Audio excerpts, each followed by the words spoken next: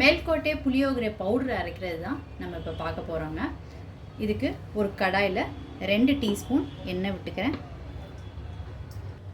எண்ணெய் சூடானதுக்கப்புறம் இதில் 1 டீஸ்பூன் வெந்தயம் சேர்த்துக்கிறேன். அதே அளவு 1 டீஸ்பூன் கடுகு,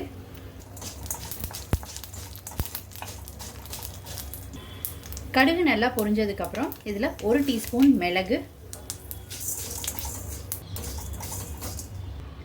அடுத்து இதில் 4 டீஸ்பூன் ஜீரகம் சேர்த்துக்கிறேன்.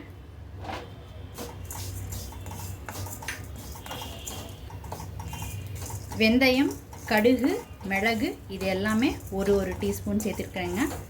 ஜீரகம் 4 டீஸ்பூன் சேர்த்துருக்குறேன். எதில் நீங்கள் அளக்குறீங்களோ அதே இதில் எல்லாத்தையுமே மெஷர் பண்ணிக்கோங்க. 1:1:1:4ங்க. இதெல்லாம் வறுபட்டதுக்கப்புறம் இதில் தனியா சேர்த்துக்கிறேங்க. தனியா 8 ஸ்பூன் சேர்த்துருக்குறேங்க. எந்த ஸ்பூனில் மிளகு ஜீரகம் எல்லாமே எடுத்தீங்களோ அதே இதில் 8 ஸ்பூன்.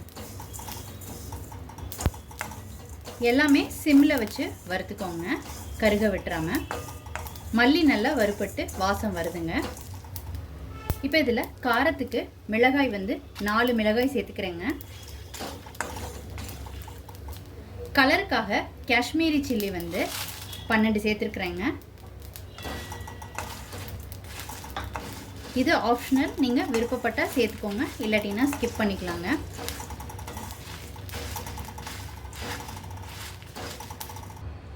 மிளகாய் ரொம்ப நேரம் வறுபடணும்னு அவசியம் கிடையாதுங்க. ஒரு 2 நிமிஷம் சூடு வர அளவுக்கு வறுபட்டால் போதும். ஃபைனலாக இதில் ஒரு கொத்து கருவேப்பிலை சேர்த்துக்கிறேங்க.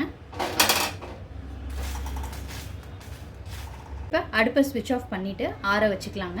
வறுத்ததெல்லாம் நல்லா ஆறிடுச்சுங்க. இப்போ அரைக்கிறதுக்கு முன்னாடி இதில் மஞ்சள் தூள் 1 டீஸ்பூன் சேர்த்துக்கிறேன். அடுத்து பெருங்காயத்தூள் கொஞ்சம் சேர்த்துக்கிறேன்.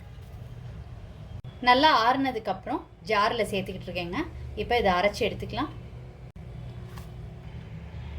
இந்த மாதிரி அரைச்சி எடுத்துக்கிட்டாச்சு. மேல்கோட்டை புளியோகரை பவுடர் ரொம்ப சூப்பராக ரெடி ஆயிடுச்சுங்க. அடுத்த ரெசிப்பியில் மேல்கோட்டை புளியோகரை பவுட்ரு போட்டு புளிக்காய்ச்சல் எப்படி செய்கிறதுன்றதை செஞ்சு காமிக்கிறேங்க. புளியோகரை பவுட்ரு இந்த மாதிரி செஞ்சு நீங்கள் பாட்டிலில் ஸ்டோர் பண்ணி வெளியில் வச்சுக்கலாங்க. ஃப்ரிட்ஜில் வைக்கணுன்னு அவசியம் கிடையாது. எல்லாமே வறுத்து அரைச்சிருக்கிறதுனால கண்டிப்பாக கெட்டு போகாது. நீங்கள் புளிக்காய்ச்சல் செய்யும் போது இந்த பவுட்ரு போட்டு புளியோகரை மிக்ஸ் பண்ணிங்கன்னா டேஸ்ட் ரொம்ப சூப்பராக இருக்குங்க. மேல்கோட்டை புளியோகரை பவுட்ரு ரொம்ப சூப்பராக ரெடி ஆயிடுச்சுங்க. நீங்களும் இந்த ரெசிபி கண்டிப்பாக ட்ரை பண்ணி பாருங்கள். ட்ரை பண்ணிவிட்டு உங்களோட கமெண்ட்ஸை சொல்லுங்கள். உங்களுக்கு இந்த ரெசிபி பிடிச்சிருந்துச்சுன்னா லைக் அண்ட் ஷேர் பண்ணுங்கள். உங்கள் ஃபேமிலி அண்ட் ஃப்ரெண்ட்ஸ்க்கு. Tasty dish by Sethu Palaniappan சேனலை சப்ஸ்கிரைப் பண்ணுங்கள். நோட்டிஃபிகேஷன் பெல்லை கிளிக் பண்ணுங்கள் for more videos. Thanks for வாட்சிங்.